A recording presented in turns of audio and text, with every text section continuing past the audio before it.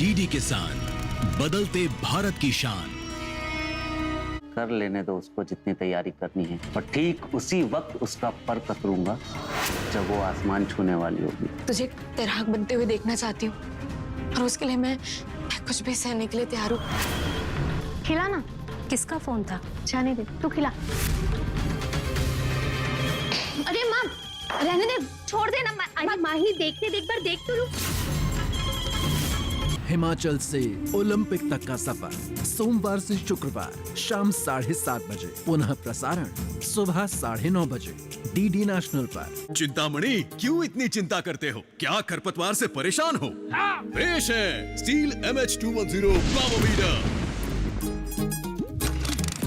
खरपतवार पे करो वार, सुनहरी फसल होगी हर बार। तू मेरे घर के रानी, ये मेरे खेतों का राजा। स्टील उपकरण लाए परिवर्तन।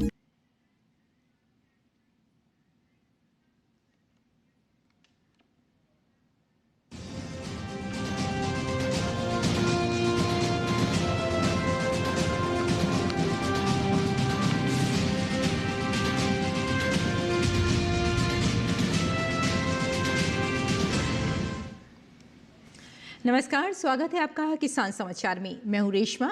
आइए नजर डालते हैं इस वक्त की हेडलाइंस पर। राजस्थान के नागौर में किसान सम्मेलन का आयोजन। केंद्रीय कृषि मंत्री शिवराज सिंह चौहान ने किसानों के बैंक खातों में की सहायता राशि हस्तांतरित।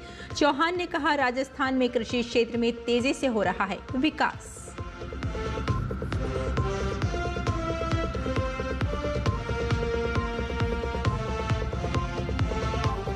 उत्तर प्रदेश की राज्यपाल आनंदीबेन पटेल ने पर्ल फार्मिंग की शुरुआत की। राज्यपाल ने कहा, नवाचार आधारित पहल किसानों, युवाओं एवं महिलाओं के लिए आजीविका के नए अवसर सृजित करती है।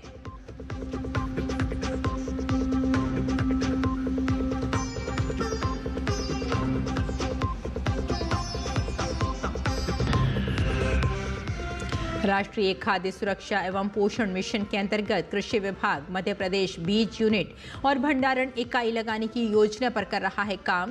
किसानों को गुणवत्तापूर्ण बीज उपलब्ध कराना, बीज उत्पादन कार्यक्रमों को सुदृढ़ करना है योजना का उद्देश्य।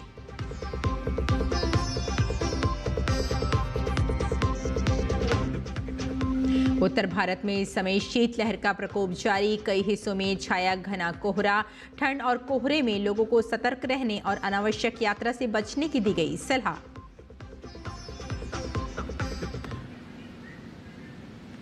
और आइए अब समाचारों पर डालते हैं विस्तार से नजर। केंद्रीय कृषि एवं किसान कल्याण और ग्रामीण विकास मंत्री शिवराज सिंह चौहान ने राजस्थान में नागौर की मेड़ता सिटी में वृहद किसान सम्मेलन में विभिन्न योजनाओं के तहत किसानों के बैंक खातों में सहायता राशि हस्तांतरित की। इस अवसर पर चौहान ने कहा कि राजस्थान में कृषि क्षेत्र में तेजी से विकास हो रहा है। ज्यादा उपज देने वाली जलवायु अनुकूल नई किस्म के बीज का निर्माण प्रदेश में तेजी से हुआ है। साथ ही उत्पादन की लागत कम करने की दिशा में भी उल्लेखनीय प्रगति हुई है। केंद्रीय मंत्री ने राज्य सरकार के प्रयासों की प्रशंसा करते हुए कहा कि प्रधानमंत्री फसल बीमा योजना के तहत 6,000 रुपए की धनराशि के साथ अतिरिक्त 3,000 रुपए की राशि देने का काम भी राज्य सरकार ने किया है। 9,000 रुपए की इसी राशि से किसान लाभान्वित हुए हैं और कृषि उत्पादन की लागत में कमी आई है। शिवराज सिंह ने कहा कि पिछले 2 वर्षों में प्रधानमंत्री फसल बीमा योजना के अंतर्गत प्रधानमंत्री जी के नेतृत्व में राजस्थान को 29,000 करोड़ रुपए की धनराशि दी गई है। उन्होंने कहा कि प्रधानमंत्री फसल बीमा योजना में जो कमियां थीं उसे भी दूर करने का प्रयास किया गया है।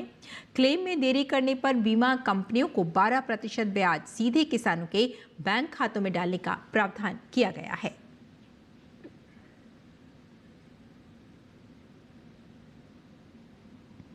केंद्रीय ग्रामीण विकास एवं कृषि मंत्री शिवराज सिंह चौहान ने वीडियो कॉन्फ्रेंसिंग के माध्यम से स्वयं सहायता समूहों के सदस्यों से संवाद किया। इस राष्ट्रीय स्तर की वार्ता में विकसित भारत गारंटी रोजगार एवं आजीविका मिशन ग्रामीण अधिनियम 2025 पर चर्चा की गई। कार्यक्रम में देश के 622 जिलों में 35.29 लाख से ज्यादा प्रतिभागियों ने भाग लिया। बैठक का उद्देश्य अधिनियम के प्रावधानों की जानकारी देना और स्वयं सहायता समूहों के विचार जानना था। शिवराज सिंह चौहान ने कहा कि ये अधिनियम ग्रामीण अर्थव्यवस्था के लिए परिवर्तनकारी साबित होगा। इसके अंतर्गत कम से कम 1/3 लाभार्थी महिलाएं होंगी और अकेली महिलाओं को विशेष ग्रामीण रोजगार गारंटी कार्ड देकर कार्य आवंटन में प्राथमिकता दी जाएगी। उन्होंने बताया कि रोजगार गारंटी को 100 दिन से बढ़ाकर 125 दिन किया गया है। अधिनियम जल सुरक्षा, आजीविका और सतत ग्रामीण विकास से जुड़े कार्यों को प्राथमिकता देता है, जिससे गांवों में रोजगार बढ़ेगा और पलायन कम होगा। बैठक में स्वयं सहायता समूह की महिलाओं से संवाद कर उनकी जिज्ञासाओं का समाधान किया गया और सरकार की प्रतिबद्धता दोहराई गई। और वीबीजी रामजी एक्ट को लेकर शिवराज सिंह चौहान ने पूरी स्थिति साफ कर दी है। एक अखबार के लेख में उन्होंने न केवल विपक्ष के आरोपों का जवाब दिया है, बल्कि बिल की खासियत भी बताई है। शिवराज सिंह चौहान ने कांग्रेस पर गंभीर आरोप लगाए हैं। उन्होंने कहा कि मनरेगा की आड़ में यूपीए सरकार ने लोगों को बड़े पैमाने पर भ्रष्टाचार के अलावा कुछ नहीं दिया। वीबीजी रामजी बिल लाकर हमने कांग्रेस द्वारा छोड़ी गई गंभीर कमियों को सुधारने की कोशिश की है। इस बिल को लेकर कांग्रेस अब जो भ्रम और गलत जानकारी फैला रही है, उसका सिर्फ एक ही मकसद है, अपनी नाकामियों और पिछली गलतियों को छुपाना। इसके अलावा शिवराज सिंह ने इस बिल से होने वाले बदलाव भी गिनवाए हैं। उन्होंने कहा कि अब 100 नहीं बल्कि 125 दिनों के काम की कानूनी गारंटी है। काम ना मिलने की स्थिति में बेरोजगारी भत्ते के प्रावधान को और सशक्त बनाया गया है। शिवराज सिंह चौहान ने यह भी कहा कि मजदूरी अगर देर से मिली तो अतिरिक्त राशि देने का प्रावधान है। इस योजना के लिए इसी साल 1,51,282 करोड़ से अधिक की धनराशि प्रस्तावित है, ताकि रोजगार देने के लिए पर्याप्त पैसा हो और उस पैसे से गांव का संपूर्ण विकास हो सके।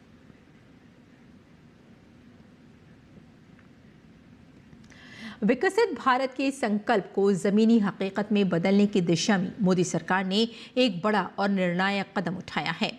मनरेगा की जगह लाई गई विकसित भारत जी रामजी योजना से ग्रामीण गरीबों को न सिर्फ ज्यादा काम मिलेगा, बल्कि बेहतर आय और सामाजिक सुरक्षा भी सुनिश्चित होगी। पारदर्शिता, डिजिटल भुगतान और महिला भागीदारी को बढ़ावा देने वाली ये योजना ग्रामीण भारत के लिए नई उम्मीद बनकर उभरी है। इसी विशेष रिपोर्ट में देखिए कैसे ये कानून रोजगार व्यवस्था की तस्वीर बदल रहा है।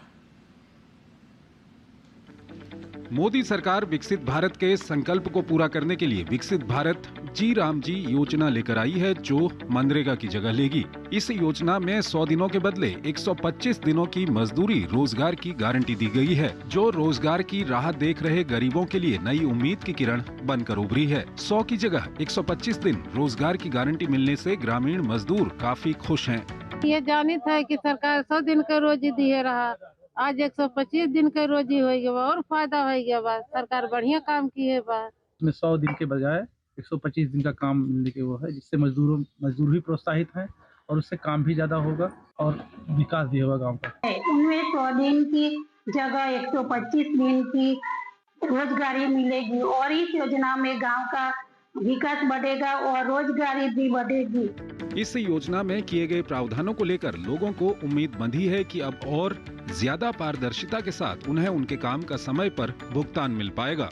सरकार ने हमें जी राम जी योजना बनाई है, तो 100 दिन की जगह 125 दिन हमें रोजगारी मिलेगी, इसलिए हम भारत सरकार का धन्यवाद करते हैं। 100 दिन की रोजगारी मिलती थी, अब हमें वीबीजी रामजी योजना के तहत अब हमें 125 दिन का रोजगार प्राप्त होगा। इससे हम हमारे परिवार में बहुत अच्छे तरह से गुजरान कर सकते हैं। विकसित भारत जी रामजी कानून से पारदर्शिता, सामाजिक सुरक्षा में इजाफा हुआ है। इस योजना ने कई मायनों में रोजगार के नए अवसरों का सृजन किया है। योजना के जरिए 25 दिन ज्यादा काम की गारंटी बढ़ी है, वहीं बेहतर आय और सुरक्षित व्यवस्था मिलेगी। इससे लगभग 25% अधिक संभावित कमाई होगी। विकसित ग्राम पंचायत प्लान के तहत काम होगा। काम पहले से तय और चिन्हित रहेगा। साल 2024-25 में 99.94% भुगतान डिजिटल हुआ है और आधार बायोमेट्रिक सत्यापन से मजदूरी सीधे खाते में दी जाएगी। जिससे मजदूरी की रकम की चोरी समाप्त होगी। काम नहीं दिए जाने पर बेरोजगारी भत्ता मिलेगा। इसके तहत महिलाओं की भागीदारी 48% से बढ़ाकर 56% हुई है। नया कानून संतुलित है, राज्यों की विभिन्न क्षमताओं को ध्यान में रखकर तैयार किया गया है। खास बात यह है कि इसमें विकेंद्रीकृत व्यवस्था स्थापित होगी, जिससे सबको फायदा होगा। Bureau report, DD news.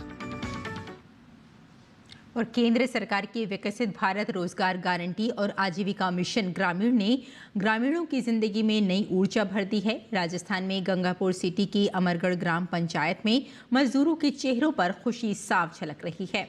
यहाँ ग्रामीणों ने बताया कि जहां इन्हें पहले काम के लिए शहरों का रुख करना पड़ता था, अब गांव में ही रोजगार उपलब्ध होगा।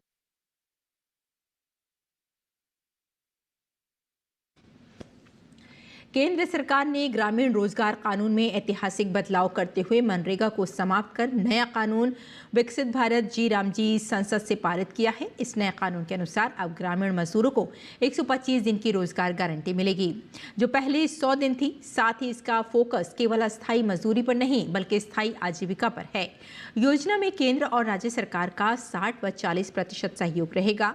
लोगों का कहना है कि प्रधानमंत्री नरेंद्र मोदी के इस निर्णय से ग्रामीणों को अब गांव में ही रोजगार मिलेगा, जिससे उनके परिवार का जीवन स्तर में सुधार होगा और बच्चों का पालन पोषण व पढ़ाई भी सुचारू रूप से चलेगी। मोदी जी को बहुत धन्यवाद।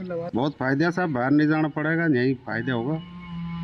पहले 100 दिन काम कर फिर बाहर चल जाएगा, जब अब नहीं जाना पड़ेगा, हो जाएगा काम, नहीं गृहस्थी का पालन हो जाएगा। ज़्यादा पैसे आएंगे, वहाँ से बढ़िया हमको रिटर्न की भी सब व्यवस्था हो जाएगी हमारी, और हमारी भी मतलब पूरा रोजगार चल जाएगा घर का से, और हमको काम मिलते ही रहे। रोजगार बढ़ाया 25 दिन, तो उससे क्या है कि बच्चों को पढ़ाई लिखाई उसमें भी फ़ायदा मिलेगा।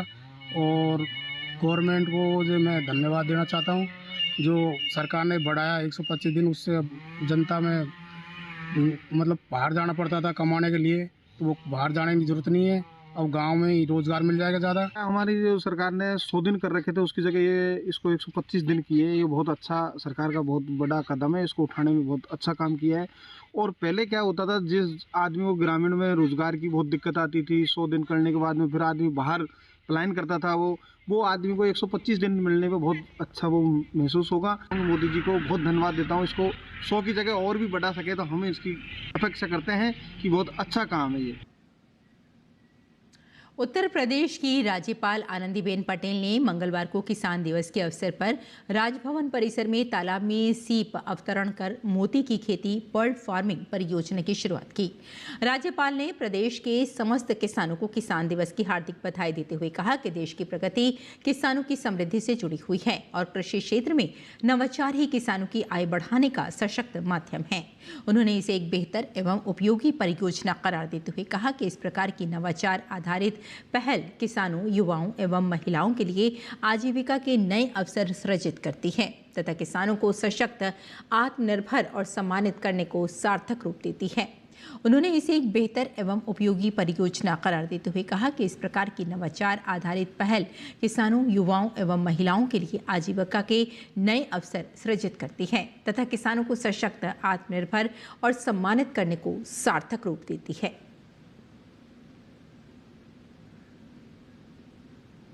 राष्ट्रीय खाद्य सुरक्षा एवं पोषण मिशन NFSNM के अंतर्गत कृषि विभाग मध्य प्रदेश बीज यूनिट और भंडारण इकाई लगाने की योजना पर काम कर रहा है। इस योजना के तहत ग्राम पंचायत स्तर पर हितग्राहियों को से आवेदन आमंत्रित किए गए हैं।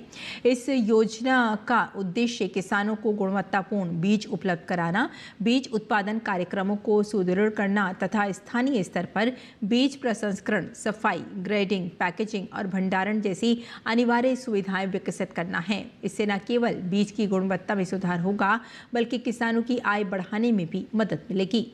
योजना के तहत बीज उत्पादन से जुड़े किसान उत्पादक संगठन एवं बहुराज्यीय सहकारी समितियां आवेदन कर सकती हैं। योजना के अंतर्गत ग्राम पंचायत स्तर पर न्यूनतम 1 TPH क्षमता यानी 1 टन प्रति घंटा का बीज प्रसंस्करण संयंत्र, 500 मीट्रिक टन क्षमता का बीज भंडारण गोदाम स्थापित करने के लिए कुल लागत का 50% या अधिकतम 40 लाख रुपए तक की केंद्रीय वित्तीय सहायता प्रदान की जाएगी। 29 दिसंबर तक आवेदन जमा किए जा सकते हैं।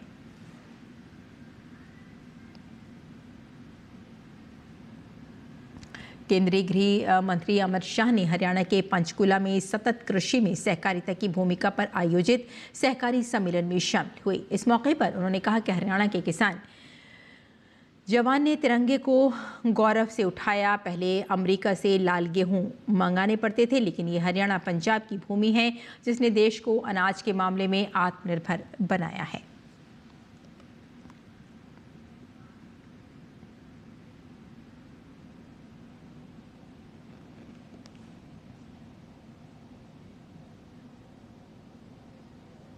मोर्चा कोई भी हो, मैदान कोई भी हो, हरियाणा का किसान, हरियाणा का जवान और हरियाणा का खिलाड़ी, इसने हर मोर्चे पर हमारे तिरंगे को शान से ऊपर उठाने में भारत का सम्मान किया है।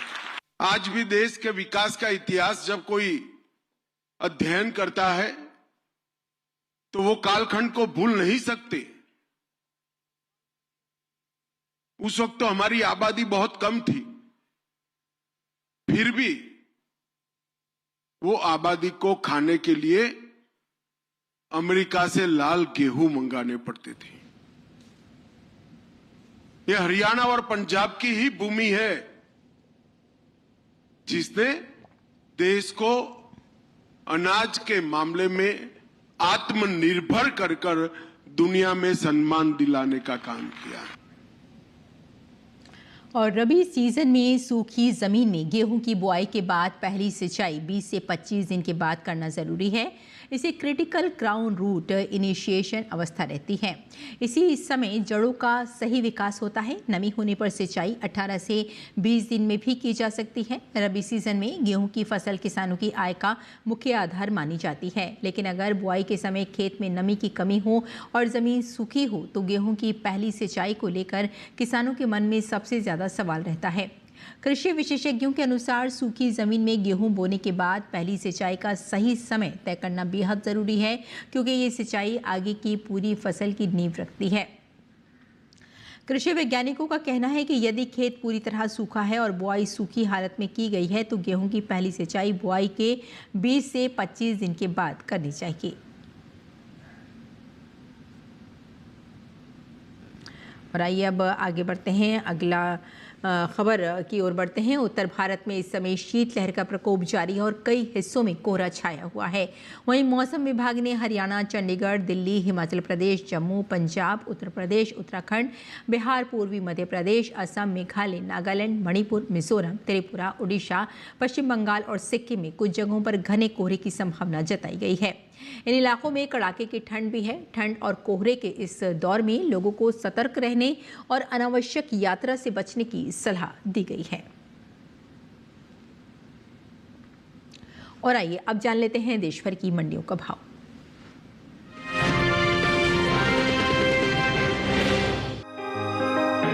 इस साल घरेलू स्तर पर गेहूं की पैदावार अच्छी होने की उम्मीद है, जिसकी वजह से देश में गेहूं की उपलब्धता पर्याप्त मात्रा में है। वहीं भारत के गेहूं की दुनिया भर में मांग लगातार बढ़ रही है। वहीं पैदावार पर नजर डालें तो कृषि मंत्रालय की ओर से जारी आंकड़ों के मुताबिक तीसरे अग्रिम अनुमान पर नजर डालें तो साल 2024-25 के दौरान रबी गेहूं की उपज 1175 लाख 7,000 टन होने का अनुमान है। वहीं अगर इसकी तुलना बीते साल से करें तो साल 2023-24 के दौरान रबी गेहूं की पैदावार 1132 लाख 92,000 टन थी। घरेलू स्तर पर गेहूं की पैदावार अच्छी होने की वजह से देश में गेहूं की उपलब्धता पर्याप्त मात्रा में है। गेहूं के निर्यात पर नजर डालें तो दुनिया में जितनी भी फसलों का व्यापार होता है उनमें सबसे ज्यादा व्यापार गेहूं का होता है। भारत के गेहूं की दुनिया भर में मांग लगातार बढ़ रही है। एपीडा की ओर से हाल ही में जारी ताजा आंकड़ों के मुताबिक साल 2024 में कुल गेहूं का निर्यात 1,88,000 मीट्रिक टन के पार पहुंच गया है, जिसकी अमेरिकी डॉलर में कीमत $56.66 मिलियन है।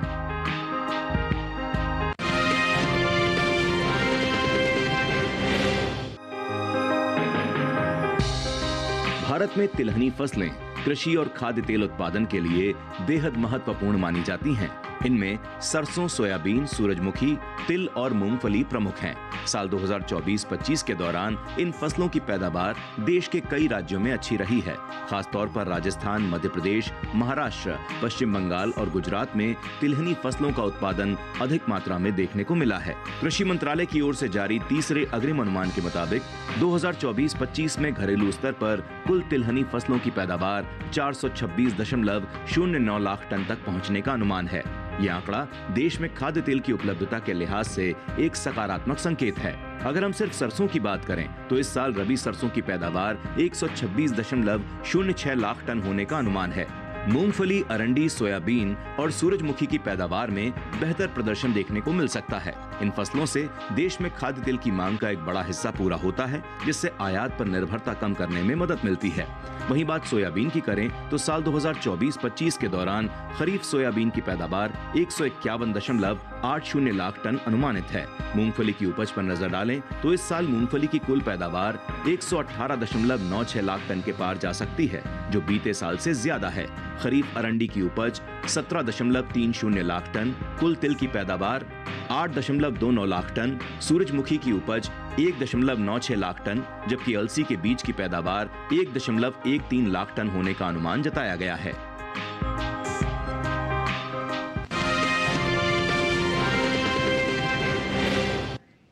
और किसान इस मौसम में कैसे रखें अपनी खेती का ख्याल, आइए जान लेते हैं।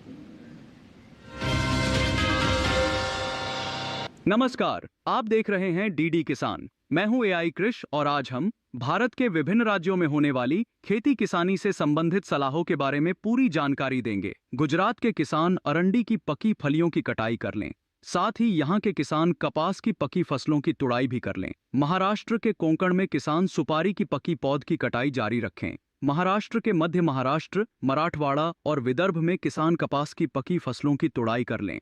महाराष्ट्र के मराठवाड़ा में किसान केले के बागानों को ठंड से बचाने के उपाय कर लें। महाराष्ट्र के मध्य महाराष्ट्र, मराठवाड़ा और नासिक में किसान अंगूर के बागों को कम तापमान से बचाने के लिए प्लास्टिक शेड नेट का इस्तेमाल करें। कर्नाटक के तटीय इलाकों में इस समय उड़द और मूंग की बुवाई की जा सकती है। कर्नाटक के पहाड़ी इलाकों के किसान धान और गन्ने की पकी फसलों की कटाई कर लें। साथ ही यहाँ के किसान सुपारी, नारियल और काली मिर्च के बागानों को ठंड से बचाने के लिए इनकी नियमित और हल्की सिंचाई करें। कर्नाटक के उत्तरी इलाकों के किसान कपास की पकी फसलों की तुड़ाई कर लें। कर्नाटक के मध्य शुष्क इलाकों के किसान धान, रागी, मक्का, अरहर और सुपारी की पकी फसलों की कटाई का काम कर लें। कर्नाटक के उत्तर पूर्वी शुष्क इलाकों में मूंगफली की पकी पौध की खुदाई कर लें। साथ ही यहाँ के किसान अरहर और कपास की पकी फसलों की कटाई और तुड़ाई का काम भी कर लें। कर्नाटक के दक्षिणी हिस्सों के किसान हल्दी और अदरक की पकी पौध की खुदाई कर लें। यहाँ पर किसान मक्का, सुपारी, बाजरा और काली मिर्च की पकी फसलों की कटाई कर लें। इसी तरह कृषि और किसानों से जुड़ी हर महत्वपूर्ण जानकारी के लिए हमारे साथ जुड़े रहिए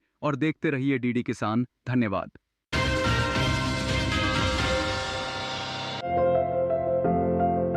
ये समय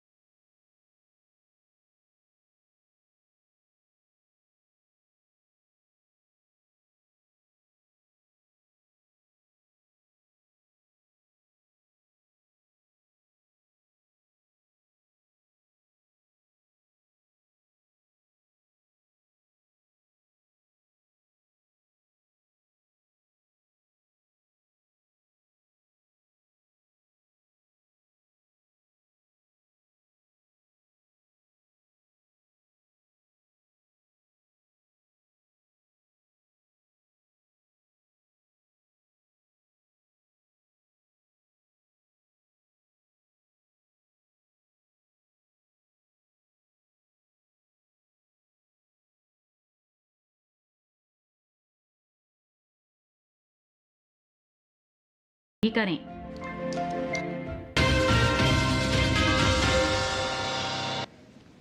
और खेती किसानी के साथ साथ आइए नजर डाल लेते हैं कुछ और महत्वपूर्ण खबरों पर। खास खबर में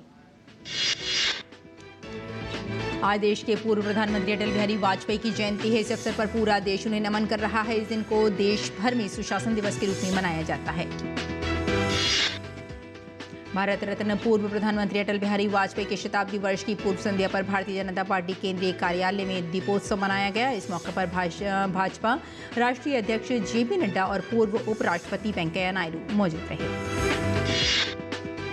पूर्व प्रधानमंत्री भारत रत्न अटल बिहारी वाजपेयी जी की जयंती के मौके पर उनकी समाधि सदैव अटल पर आज सुबह श्रद्धांजलि समारोह का आयोजन हुआ। राष्ट्रपति द्रौपदी मुर्मू, उपराष्ट्रपति सीपी राधाकृष्णन और प्रधानमंत्री नरेंद्र मोदी ने सदैव अटल पहुंचकर अटल जी को नमन किया। आज दुनिया भर में धूमधाम से क्रिसमस का त्यौहार मनाया जा रहा है। राष्ट्रपति और पीएम मोदी ने देशवासियों को एक्स पर क्रिसमस की शुभकामनाएं दी। लिखा, ईश्वर करे यीशु मसीह की शिक्षाएं हमारे समाज में सद्भाव को मजबूत करें। प्रधानमंत्री नरेंद्र मोदी क्रिसमस के अवसर पर दिल्ली के cathedral church of the redemption गए और वहां हुई प्रार्थना सभा में हिस्सा लिया। तो किसान समाचार में फिलहाल इतना ही। अनुमति दी, नमस्कार।